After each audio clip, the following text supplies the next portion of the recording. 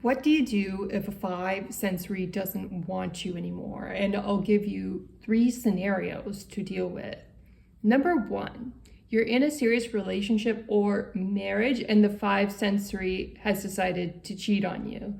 If that is the case, some people would advise that if you have a house or if you have children under the age of 18, that you need to think carefully before you divorce or before you break up, depending on how much history you have, how many investments you've done together, how many life events you have under your belt together.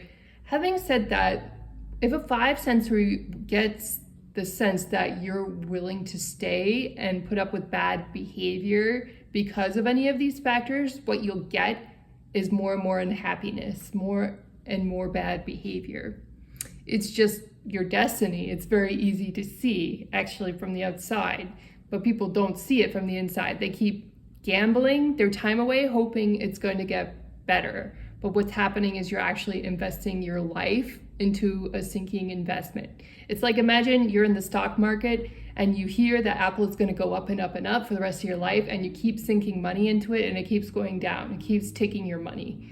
This is sort of what's happening with your time when you're sinking it into somebody who's potentially cheating on you. The thing is, you have to set a standard that it can't happen again, and the other person really has to feel your energy that you're going to walk away. Is it possible to get over it once with a lot of investments and life events together? I'm not saying it's impossible. It might happen, but you have to at least be prepared to divorce, be prepared to walk away. And if the other person feels that energy, that you're willing to do that, then that's your best shot, basically, of setting the boundary and going forward. But 9 times out of 10, you probably do need to divorce and walk away, with perhaps some rare exceptions. It's possible, but yeah, you also don't want to be that person who is just basically willing to lie down like a doormat and let the other person do whatever they want, because that just invites more abuse.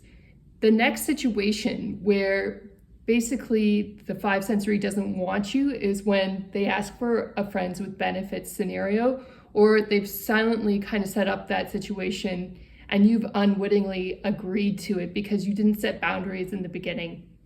When you enter into that situation, again, it's like an investment of your time and energy. And when you're young and you're trying to accomplish things, even if you're on the secular side and you don't want a traditional marriage and children, when people take your time for a friends with benefits situation, it really wastes your life. It wastes your energy. It's kind of like getting drunk at the bar and then having the hangover the next day. It's like you go and be intimate with that person and then you feel horrible and your energy is depleted the next day. And so it wastes your time. So you don't want to get involved with that, because as sensitives, we have precious energy, precious time, a precious mission to give to the world.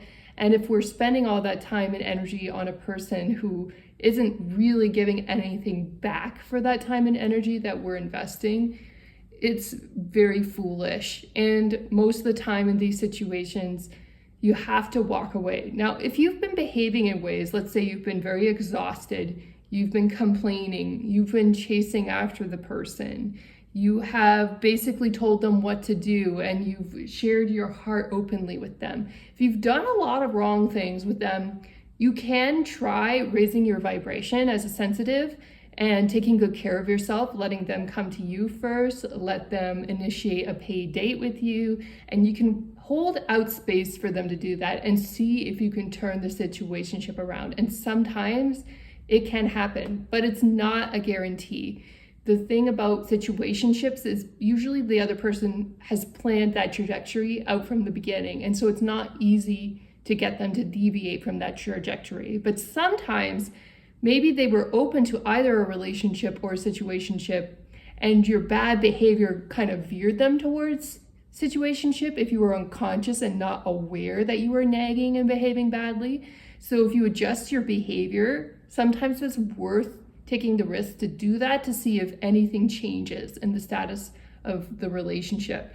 But after a couple of weeks, if you've really tried hard to improve, you've stopped sharing your heart, you've stopped initiating dates, you've stopped paying for things, you've let them come to you, you've been busy with your beautiful life, and you've put your energy into things that matter to you and they're still putting you in that category, then they're probably the type of person who wanted that from the beginning and just didn't tell you because they knew you would say no.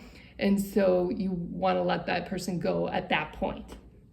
Now, the next situation where a 5 sensory doesn't want you anymore, it's when they're watching a lot of pornography. And this is a weird topic, but it's becoming more and more prevalent.